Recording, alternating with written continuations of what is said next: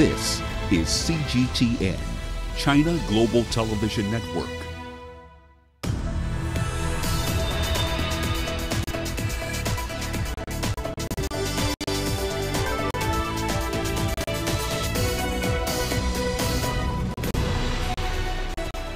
Hello and welcome to Global Business, coming to you live from the Kenyan capital, Nairobi.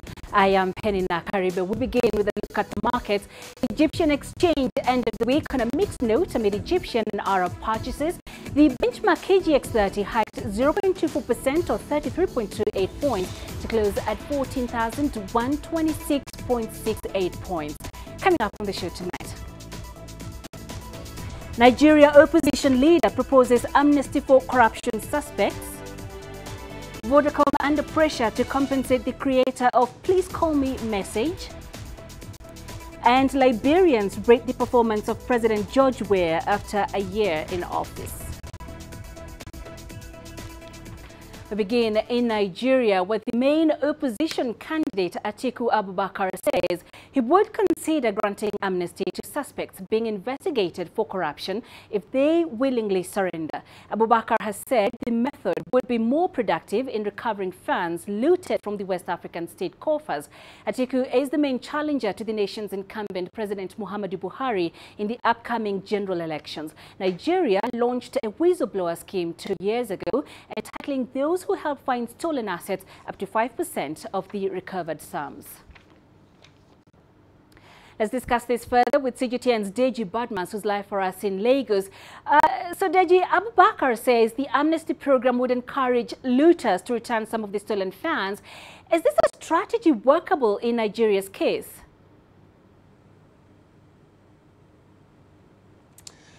First, Peninah, let me just say this, that before now, the general perception about Atiku Abubakar is that he's a corrupt man. And to be very candid with you, with that statement he made last night about granting amnesty to looters, is only reinforced that perception now. And that's why we're beginning to see a lot of reaction across the country over that. It's not something that I personally think would work in this country. It basically, as a matter of fact, it's not something I ever expected was going to come out of former Vice President Atiku Abubakar, considering the perception, I mean, the public, public perception about him. He talked about Turkey and said that what Turkey did was basically to ask those who looted their funds to come back and invest the money in different, invest in different kinds of investment. It's really funny. It's not something that I think would fly in this country. It's not a strategy that will work. It basically means you would be encouraging corruption. If people steal and then get away with it, and at the end of the day, you basically ask them to come back home, come invest the money they have stolen, well, you only would be encouraging corruption the more in this country. It can never deter corruption at all. And to be candid, I'm so shocked that Atiku Abubakar would say that, because before yesterday, he had said in another forum now that he was basically that he wouldn't mind selling some of the country's national assets to his friends, and I don't think that those statements now did him any good at all. All right, Deji. So let's compare this against Buhari's whistleblower scheme that was launched 2 years ago that entitled those who help find stolen assets up to 5% of the recovered sums. How well has this scheme worked? Well, as of November last year, the government said it had recovered around 540 billion naira through the whistleblower scheme. The whistleblower scheme is a very good initiative, no doubt at all, and to some extent it has worked, but there are still concerns, especially with the protection of whistleblowers, that whistleblowers are not properly protected, that something needs to be done about that. And it's something that the government would just have to work on. And, because of the issue of this protection of whistleblowers, it appears, there's been a slowdown now in the number of whistles being blown, if you like. So I think that's a problem. But there's no question at all that some monies have been recovered, 540 billion, according to the government. If you consider the fact that this scheme was launched some sometime in 2016, it's a lot of progress. And the expectation is that more money would be recovered through the process, and that the policy itself will be fine-tuned so that there's better protection for people who are willing to blow the whistle. Okay, so last year, the United Kingdom announced it was giving technical assistance and equipment to Nigeria to aid it fight corruption. Now, there are also several initiatives to counter the vice, and yet, Deji, the perception amongst many Nigerians is that corruption is still thriving. So what are the main challenges that are hindering that war?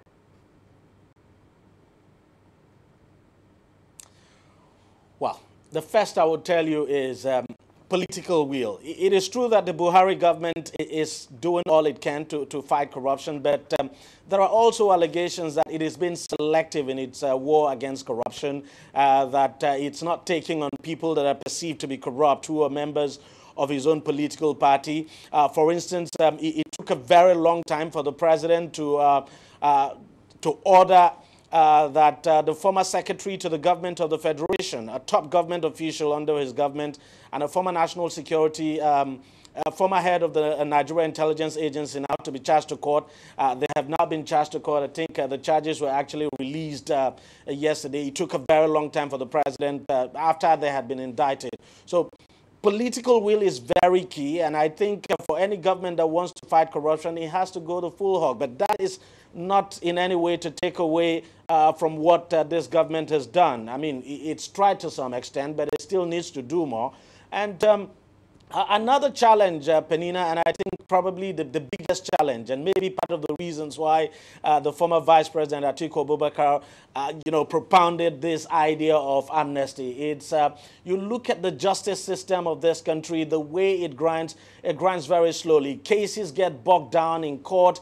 There are cases, corruption cases now that have lasted in the courts now for more than 5-6 years. So you don't have convictions as such. The whole judicial process is doesn't seem to be working when it comes to especially high-profile corruption cases, and it could be quite frustrating. And the president actually voiced that frustration, recently in the case involving the suspended Chief Justice of the country. So I think if we're able to fix the country's judiciary, if we're able to address some of the challenges now in the judiciary and weed out corruption from the judiciary, then maybe things will begin to work. But most importantly, too, is the fact that, quite a lot of people are greedy in this country, and greed is actually what is driving that level of corruption you're seeing in Nigeria. Peninah? All right, Deji, thank you very much for that. Deji Badmas live for us there in Lagos.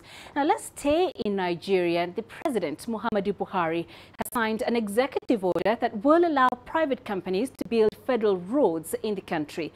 Nigeria ranked 11th on the list of countries with the world's worst road quality and network in 2018's Global Competitive Index. CGTN's Deji Badmas has more.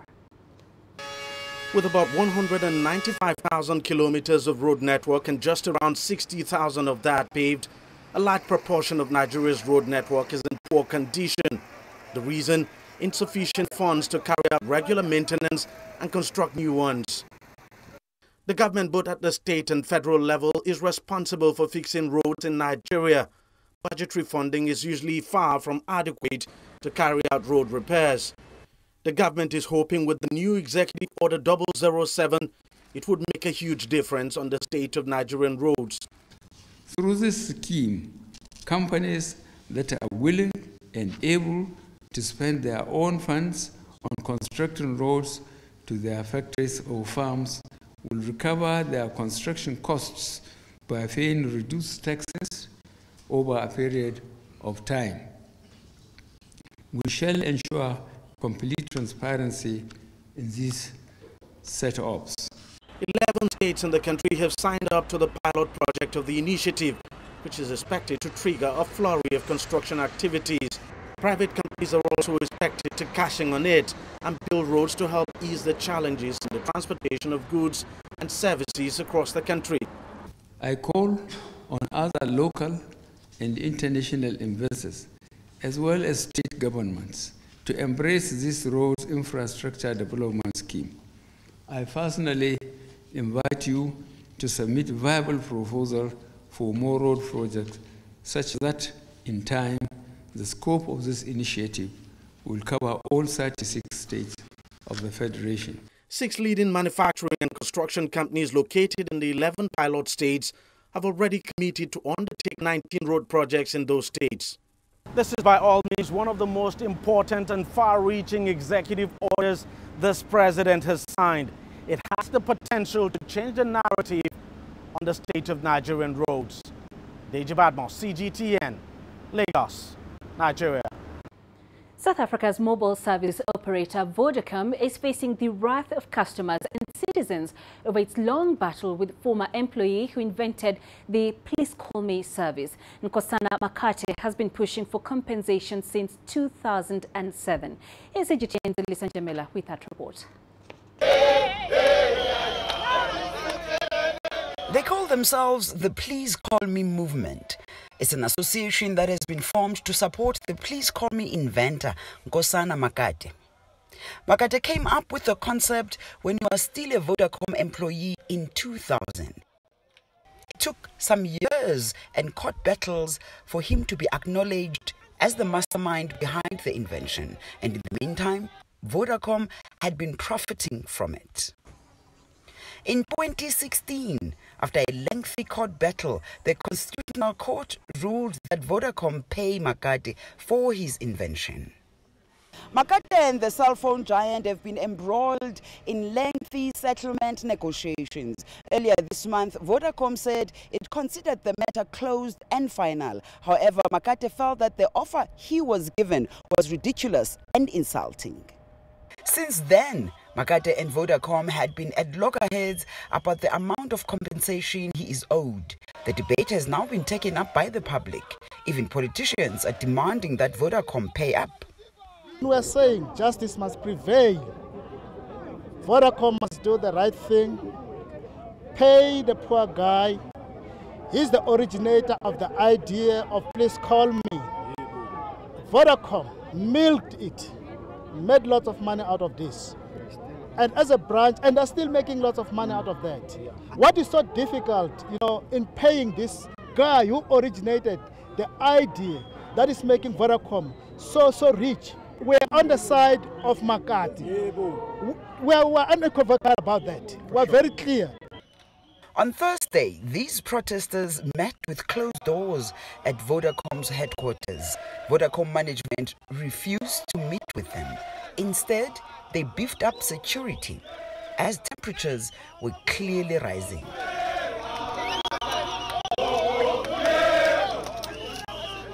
The protesters are demanding compensation for Makate to the tune of 70 billion rand. They're threatening to boycott the giant network provider. We can tell our people to port to other networks. We can tell our people in their own plazas, in their own shops, wherever they are, not to stock Vodacom's material. It's high time that Makate gets what he deserves, not what they think he deserves.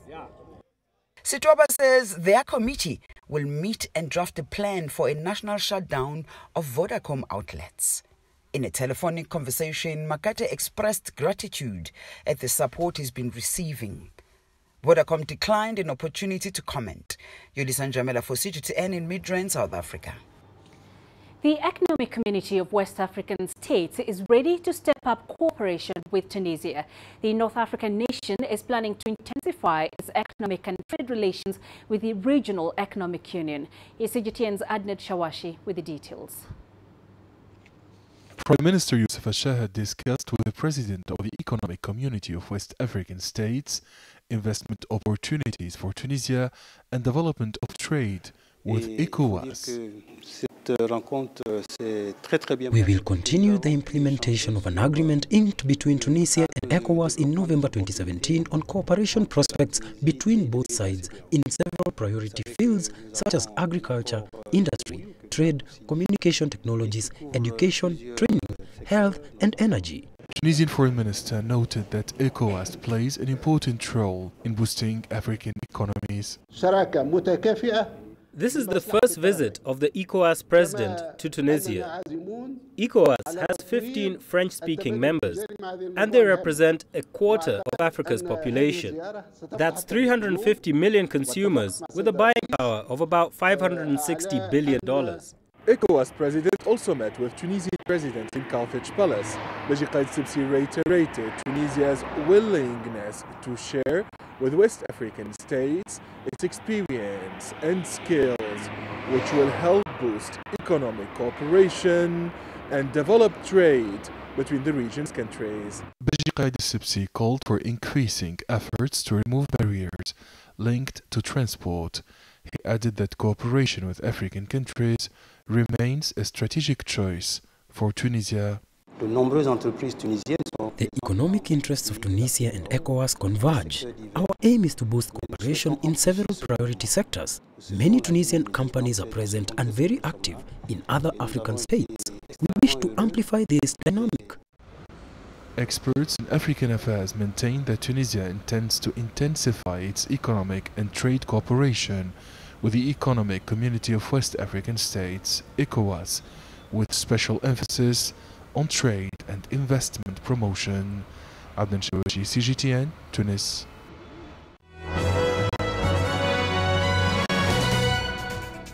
Look at your company headlines now. And U.S. soft drinks giant Coca-Cola has agreed to buy the majority of Nigerian juice maker Chi as it expands away from high sugar drinks and into emerging markets. The company had already acquired 40% of the juice maker 3 years ago. This decision fulfills its plan to fully take over the Lagos-based company. Coca-Cola didn't give a valuation in its statement, but the Financial Times said in 2016 the 40% stake cost about $240 million. Kenya's NIC Bank will merge with the country's biggest privately owned bank, Commercial Bank of Africa, to create the third biggest bank in the region.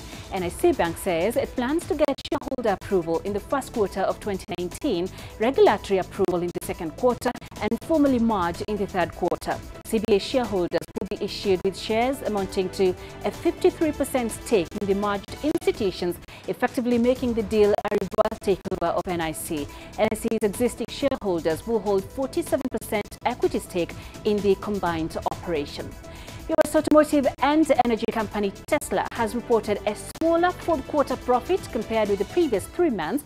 The Silicon Valley electric car maker said it made a net profit of $139.5 million in the 3 months ended December 31st, compared to a $311.5 million profit in the third quarter. The company's results were due to Model 3 sales, which accounted for 80% of all EV sales in the U.S. in 2018. Tesla had been struggling to meet production goals, with its automotive side still trying to figure out how to build the $35,000 Model 3 and actually make a profit by the middle of 2019. And Facebook has managed to beat Wall Street estimates for quarterly revenue and profit. Total revenue rose to $16.9 billion for the quarter compared to $16.3 billion analysts were expecting. The firm's ad sales rose 30% to $16.64 billion in the fourth quarter, while costs, bolstered by moves to improve content and security after the recent data and privacy rows, rose 62% to $9.09 billion.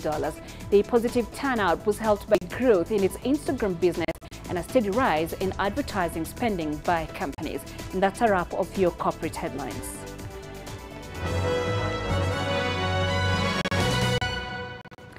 You're watching Global Business. Coming up after the break,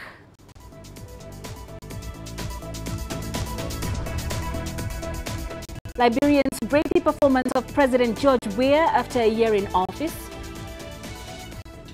And climate change threatens the survival of tourism in Lesotho. The world economy as we know it is about to change. Global business reports highlight emerging markets, developing countries, and dynamic sectors worldwide. We feature top analysts and newsmakers to provide perspectives on every facet of business. From an on-the-ground perspective, we provide you with balanced and objective assessments. Fast, sharp, and insightful. Global Business, only on CGTN. Every story starts out like this. Okay. We'll set up now. But beyond the rush of the numbers, there's always a more fundamental question. What happened? Who has been affected? When market-moving decisions are made, who's responsible and why? Let's get some reaction on ground. Joining us in Johannesburg is Tunisia. Hello, Naro. This is how all stories begin. See how they end. Only on Global Business.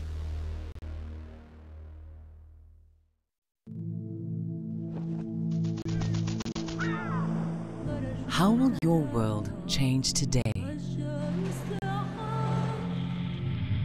What happens here?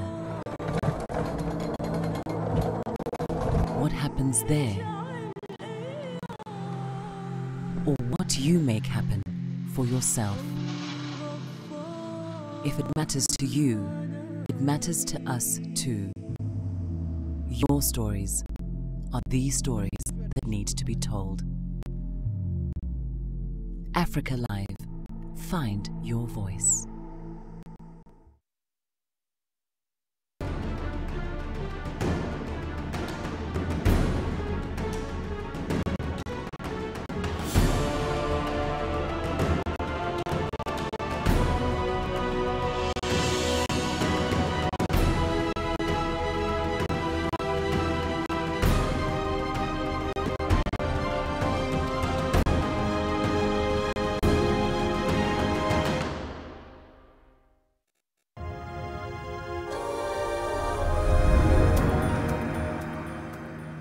To Liberia now, where President George Weah is marking 1 year in office, taking stock of his achievements to date. The former international football star has promised to crack down on corruption and turn around the economy in a country that's recovering from years of war and an Ebola outbreak. Berry Lauro has more.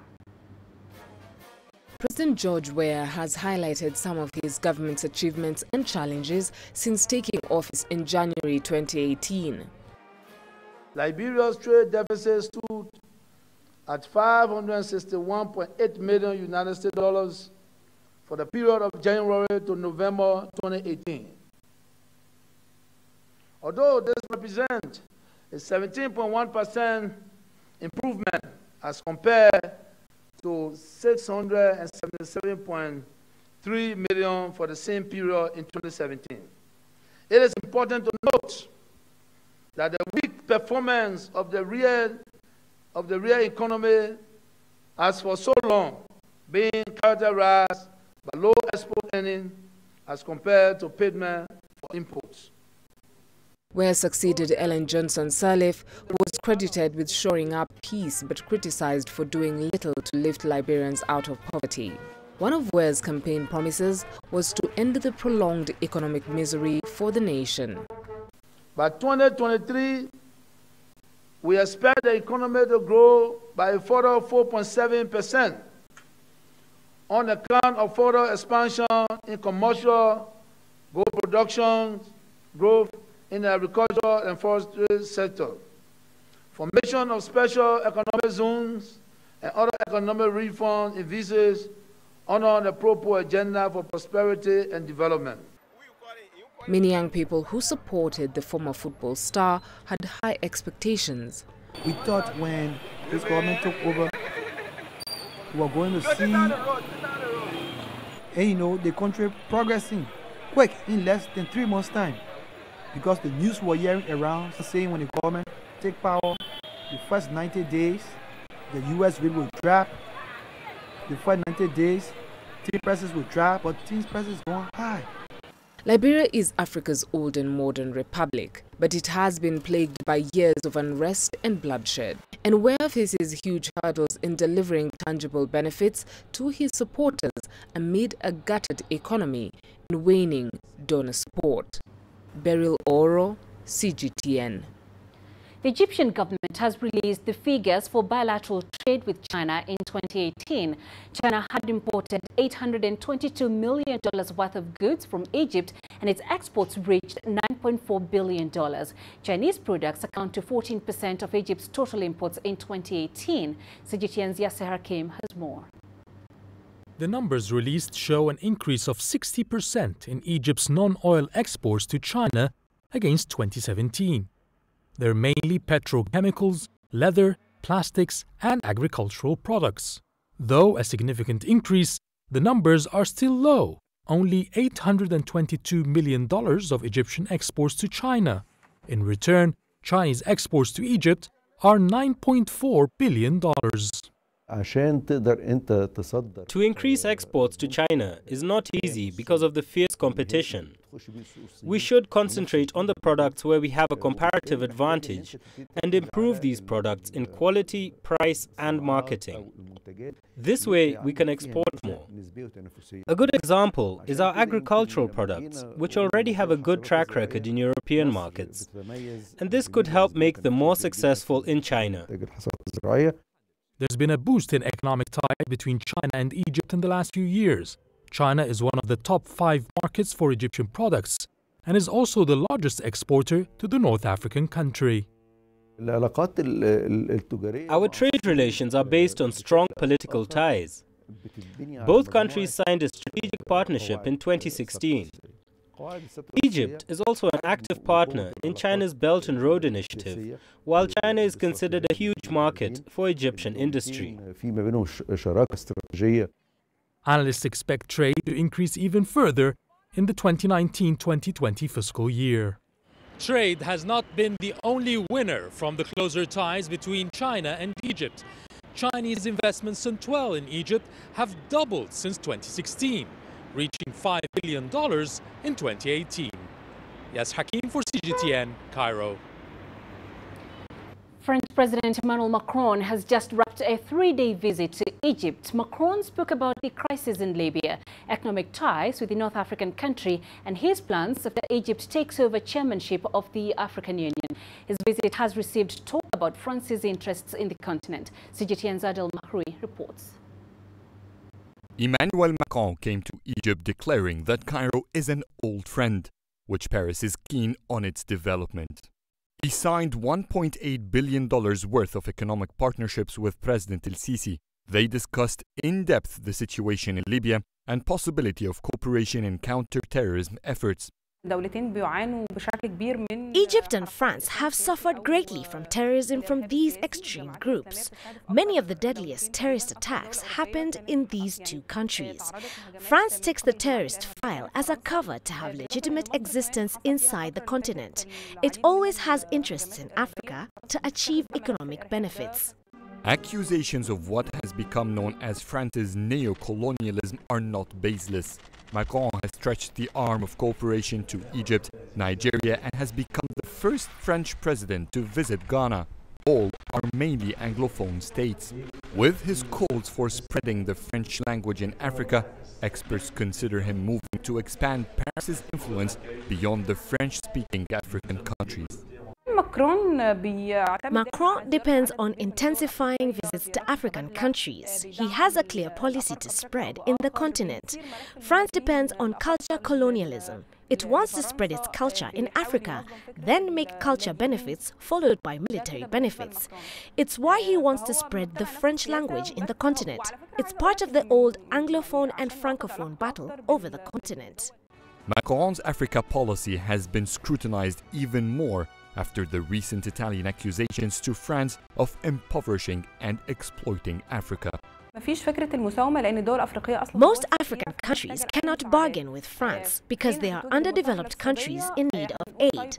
It has been a weakness point for African countries towards any European countries, especially France. It invests a lot in such development programs. France is also engaging with African youth. To cope with the new technological generation, it dedicated €65 million to develop African startups. Macron is maybe using a friendly tone when it comes to Africa, stressing that Paris is looking at African countries as equal partners.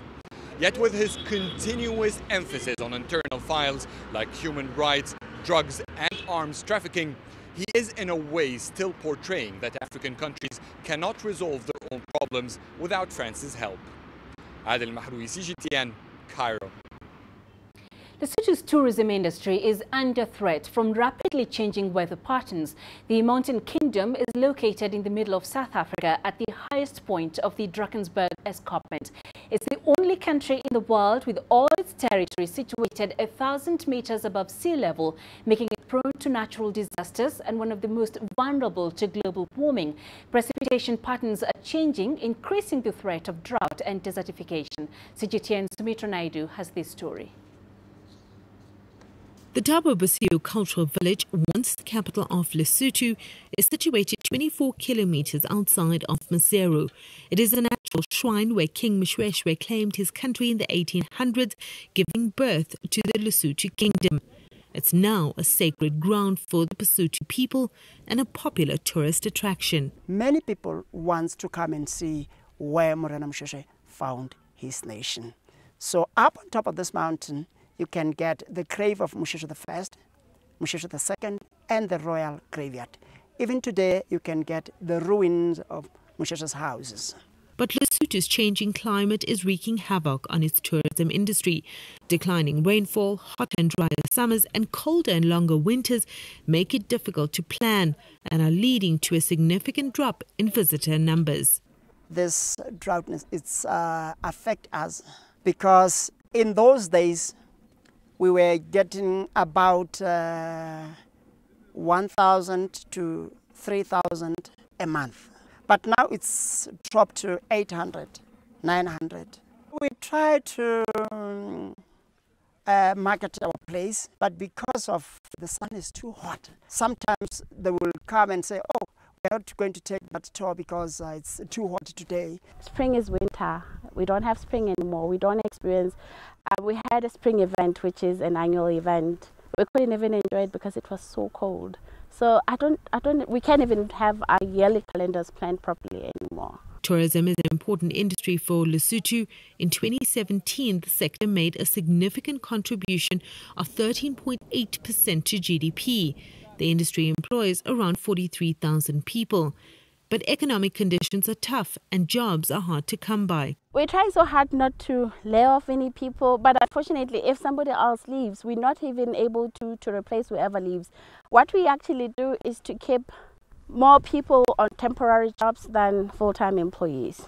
It's hoped weather conditions stabilize as Lesotho tourism is beautiful all year round. The winter months, though, are busier as thousands of people flock to the mountains to ski as the high altitude brings plenty of heavy snow. Sumitra Naidu, CGTN, Dabo-Basio, Lesotho. You're watching Global Business. Still ahead.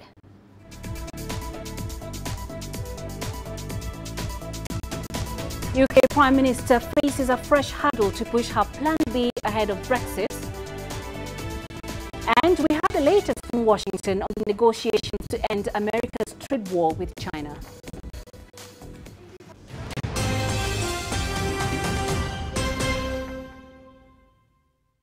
Business in Africa is at a crossroads. We celebrate those who are adopting and thriving despite the challenges, from grassroots to big businesses. Global Business takes you along for the ride as we track the making of a giant.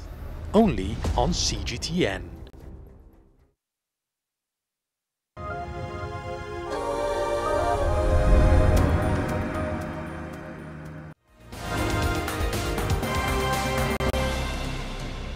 Let's look at other stories making headlines at this hour, and at least 52 people have been confirmed dead, with scores still missing after two migrant boats sank just off the coast of Djibouti.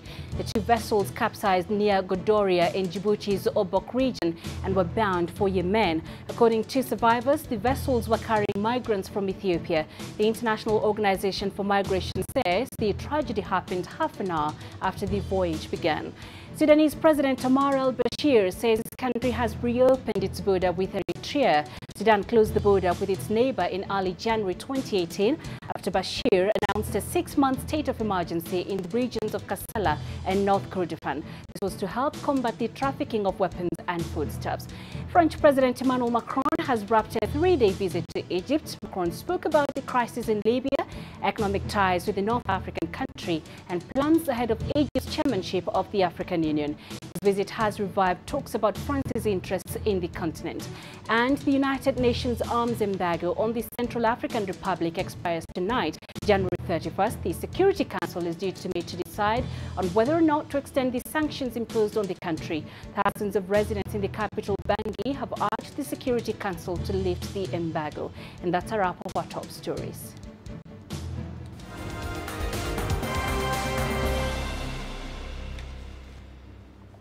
And now on to the latest from Brexit. British Prime Minister Theresa May is planning to return to Brussels to reopen talks with the European Union on the Brexit withdrawal agreement. Here's CGTN's Richard Bestick with the latest from London. The UK Prime Minister headed off for her weekly parliamentary questions in no mood for a taunting opposition. Victory uniting her party in Parliament, she said, in stark contrast to the failure of opposition leader Jeremy Corbyn. We won a majority on Brexit. What did he manage? His Brexit plan was voted down. He opposed ending free movement, and he won't rule out a second referendum. He's no plan for Brexit, no good plan for our economy, and no plan for our country. Robust words, however, the promises made to secure that victory could already be coming unstuck. In Brussels, no change of heart. They won't be reopening what were 2 years of talk to secure a Brexit deal. The withdrawal agreement remains the best and only deal possible. The debate and votes in the House of Commons do not change that.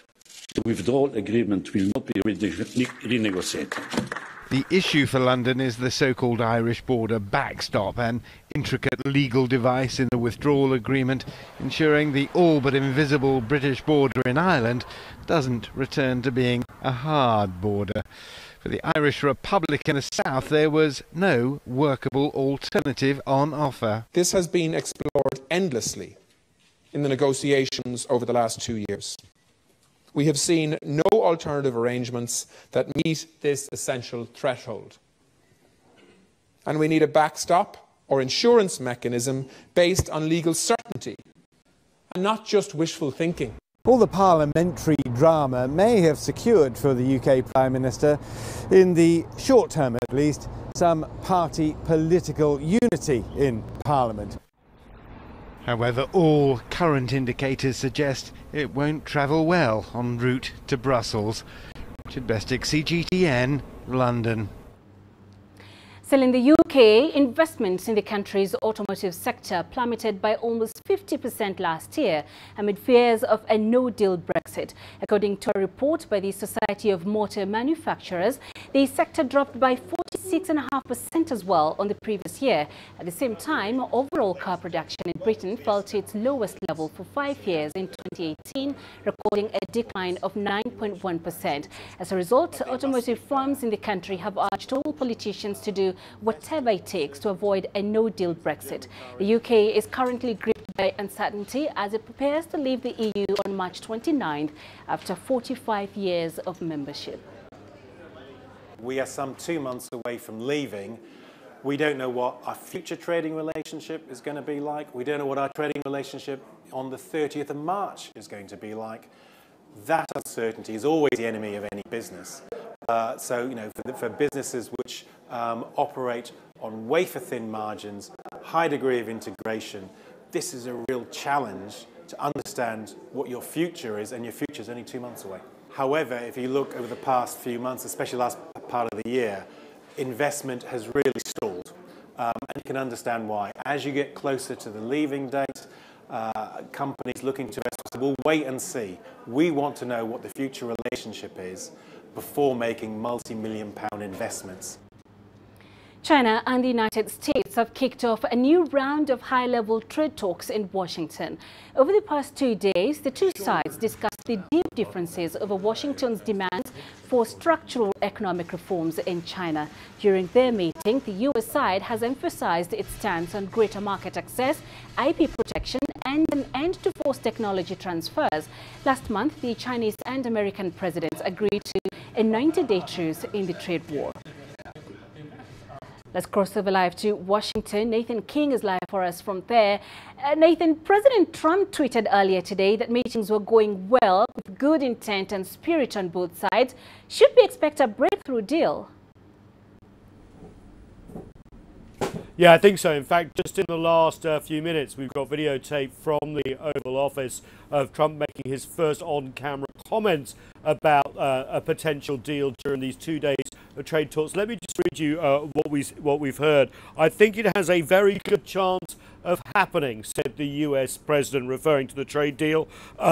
And it's going to be a very big deal. It would be the largest trade deal ever made, he said. And he also said, I think the final deal will be made, if it's made, will be made between myself and President Xi, which sets up a meeting between US President Donald Trump and President Xi Jinping of China in the not too distant future. Remember, of course, there was a March 1st deadline imposed before the US raised its tariffs of $200 billion worth of Chinese goods from 10% to 25%. The president indicating that at least a handshake deal could be done on or around that March 1st date. So even though we haven't got much word from the actual talks with Liu He and Robert Lighthizer on the Chinese and the American side, the US president thinks it's going well and gives his heaviest hint yet that he thinks a trade deal will be done between the US and China. All right, so that's some good news, Nathan. Take us through why it is important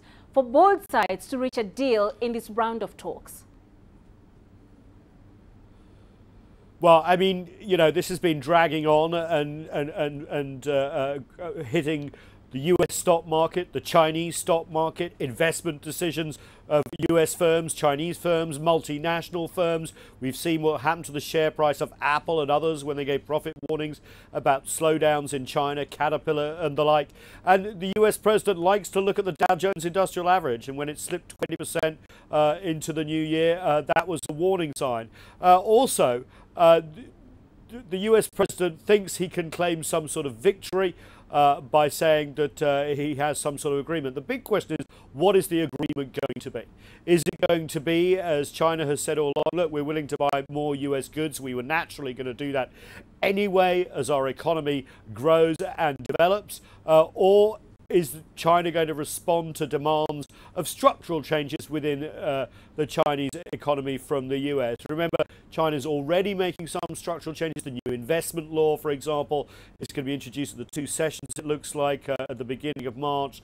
That seems to address a lot of US concerns about IP theft, technology transfer, joint ventures between US and Chinese firms, US firms allowed to go alone, getting equal protections. All that seems to be where there is a meeting of minds. We're seeing the positive comments from the US president. Of course, the devil is always in the detail. We know that Trump's trade team is split when it comes to China, with China hawks and China pro-China, dragon slayers and panda huggers, as the groups are sometimes known. We'll have to wait and see where the chips fall. But the US president, as we know with all these things, is the ultimate decider.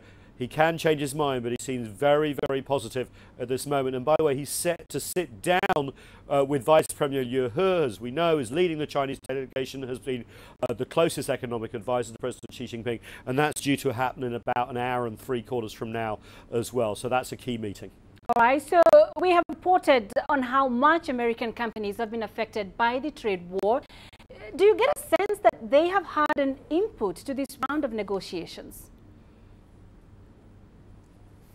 Well, Apple's Tim Cook is no stranger to the White House. We've seen him come here a few times. And the American Chamber of Commerce here in the US has been lobbying heavily against the tariffs, saying, you know, essentially, even though US President Trump doesn't seem to get the economics, that actually US firms pay for them and by extension their customers. We have seen a lot of pressure from companies. And also, I think it's interesting that, you know, bringing jobs back, for example, has been one of the big pushes of the US president.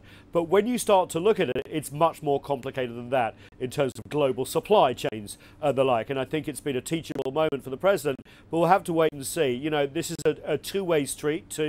Remember, China has its demands as well as access to high technology goods, guaranteed access. They are deeply worried about the way telecommunications giant Huawei and to a lesser extent ZTE have been treated in the American and global market with US pressure. Those are concerns as well. And also China wants more US access to some US markets as well. So we'll have to wait and see. But this is really good news because, as we know, from everyone to the IMF to the US Chamber of Commerce have warned that if this trade war goes on and escalates with that threatened upping of tariffs, then it is the biggest threat to the global economy and the trading system is going forward. But let's wait and see, because there's incredibly complicated issues at stake here, two very different economies and two very different leaders. Indeed, Nathan. Thank you very much for that update. Nathan King live there in Washington. Meanwhile, Chinese companies in the U.S. are watching these talks closely. Business owners remain hopeful, but are making backup plans just in case. CGTN's Willie explains. Mandarin oranges have spent the last 20 years as one of America's favorite fruits. Nearly every U.S. supermarket carries them. But according to those in the food-making industry, prices on them are set to rise due to the 10% tariff imposed last September.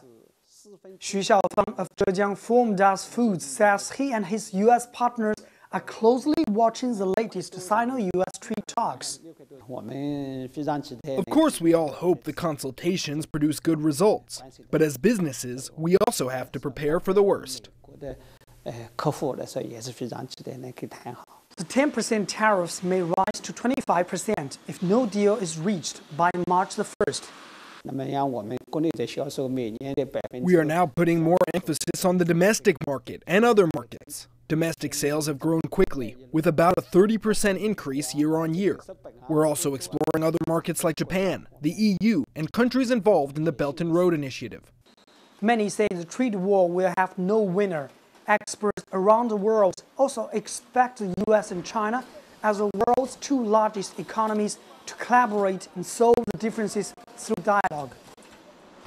President Xi and also President Trump both have very similar agendas. They both want to make their nations as strong and great as possible.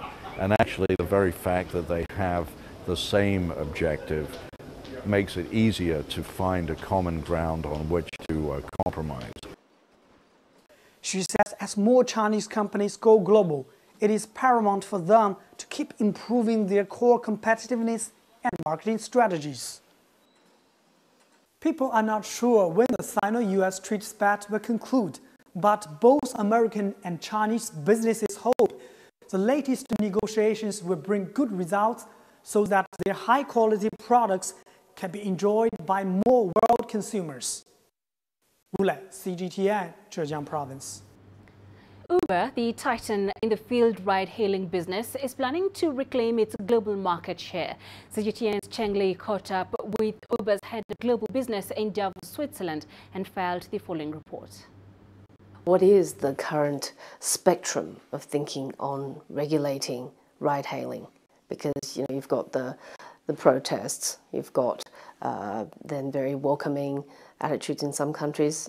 Each country has its own nuances, but as an overarching philosophy and approach at Uber, we work very closely with regulators, hand in glove, as we think about markets. We're very solutions-oriented now, thinking about what are issues in cities, whether or not it's congestion or other related issues that we can be helpful with. And so it's been a great approach.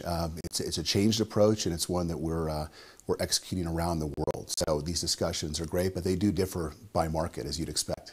So how are you allocating your resources, given that you're in 70 countries, but you've got to have, your key strategic priority markets? And what are the ones that you're focusing on in 2019? And as you look around the world, there are different ways to think about the groups of markets. There are a series of markets that are really unlocked opportunities. You think about Japan or Germany, Korea, Spain, Italy, Argentina, places where we're in early days of the regulatory discussions. We're going to figure out and work together to think about what what businesses make sense in those markets and that we can do to benefit those markets, things we learn globally from one market to the other. Think about Uber Bus, which we launched in Cairo. High-capacity vehicles, incredibly relevant in other parts of the world, Mexico, elsewhere. And so that's really how we try to pull all this together, is making sure that we have the best teams on the ground in each market. We coordinate and get the innovation where it needs to be. How does the IPO affect, or the fact that you have an IPO this year, affect your pace of international expansion? No matter what the year is, no matter whether or not there's a potential situation like that on the horizon, we in the field and in the markets are focused on execution. And that's how we keep our people, our business people, our policy people, our operations people, all parts of our business focused on the task at hand. And so we're really about executing against these market opportunities, making sure that innovation gets crossed to new markets. And the markets themselves will do what they're going to do. At one point in my career, I was a technology investment banker and used to advise companies in this state. And that's the advice, is do what you do on the ground and execute. And that's what you control the most. That's what we tell our people around the world. What do you think of what's happening in China's ride-hailing market? What has your experience there taught you about expanding into a market like China? Clearly, China is a great source of innovation in our business and in many of the other businesses we're either in or looking at. And so we, like others, follow it very, very closely. We, of course, no longer have a business there. We have a partnership and a stake there with Didi. But that's an important piece. So we learn everywhere. We're humble enough to know across the world that we need to really learn from other markets and figure out how we take that to our riders, our driver partners, the eating establishments that we deal with. And so China has had an enormous amount of innovation and therefore a lot of learnings that we've taken into our system. Japanese high-end retailers are using pop-up stores to attract millennials and tourists amid the nation's shrinking domestic market. Premium brands are using the temporary stores for market research as customers take a look at their latest products. CGTN's Mayu Yoshida went to check out one of the latest pop-ups in Tokyo. In the heart of Tokyo's Omotesando shopping district is this pop-up store from Japanese cosmetics brand SK-II. But take a sneak peek inside and you won't see any products. Instead, visitors are welcomed into the world of augmented reality. It is more than worth investing, so I'll say, because at the end this really gives you the whole idea on what consumers like, what experiences really are meaningful.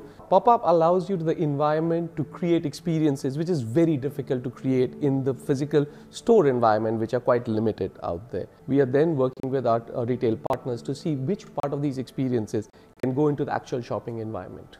Pop-up stores are all the rage on Japanese social media. They save retailers advertisement costs and generally cater to a younger audience as well as visitors from abroad. This comes as Japanese retailers face shrinking domestic consumption amid a population that's rapidly aging. The concept of this pop-up store is beauty, art, and technology. This booth can analyze my skin age. You can actually do the same thing at existing cosmetic stores, but here it's more about enjoying the experience. This store caught my attention on social media. It would be very Instagenic for my page too, so I researched the details and came to this place. This Tokyo-based startup matches retailers with empty spaces. For companies that can't afford to open retail shops in expensive commercial zones, pop-ups can provide valuable exposure. Major retailers are now very focused on grabbing consumers' attention, and pop-ups allows them to try out new things, such as products and designs. Pop-up stores may have a limited effect on a company's bottom line in the short term. But for the customers, this picture-perfect experience is another way to connect with their favorite brands. Mayu Yoshida, CGTN, Tokyo. Let's look at commodity prices. Oil prices rose for a third day today, pushed up by lower imports into the U.S. amid OPEC's efforts to tighten the market and as Venezuela struggles to keep up its crude exports after Washington imposed sanctions on the nation. Gold prices, on the other hand, held near 8-month highs, hitting the previous session as the dollar weakened after the U.S. Federal Reserve paused its monetary tightening cycle, putting bullion on course for its fourth consecutive monthly gain. Still ahead in global business.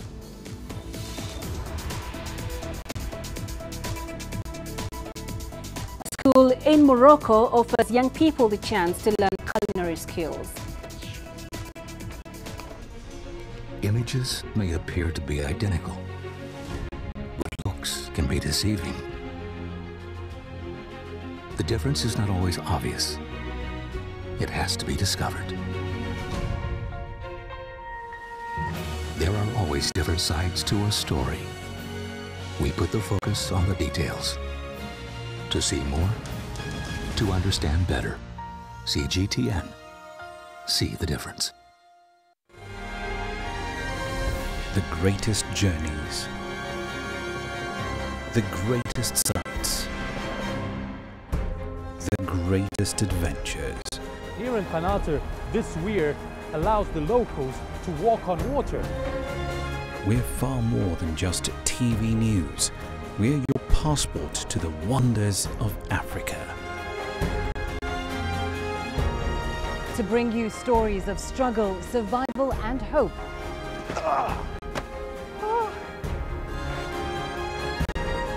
So let's explore.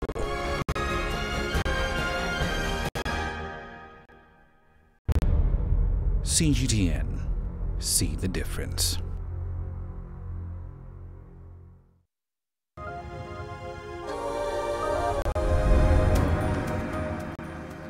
In Morocco, young people from the city of Salé in the country's northwest have been offered free training at a cooking school. The project aims to provide young people from disadvantaged backgrounds with culinary skills so that they become employable and self-sufficient. This is the Shamsi Culinary Arts School in Salé. Around 50 young people will spend 2 years here learning how to cook up a storm. It's funded by the National Initiative for Human Development and various charities. Thanks to the association, we could save the young people of Salé. Currently, some of the young people don't feel like they have a future. The first year covers the basics, and in their second year, students choose which cuisine to specialize in. One of the most popular is Moroccan cuisine, which includes pastry making. When I had nothing to do and stayed home all the time, I had no idea about my future. But after my registration in the school to learn French pastry, I have dreams and goals to achieve now. The apprentices have a great willingness to learn.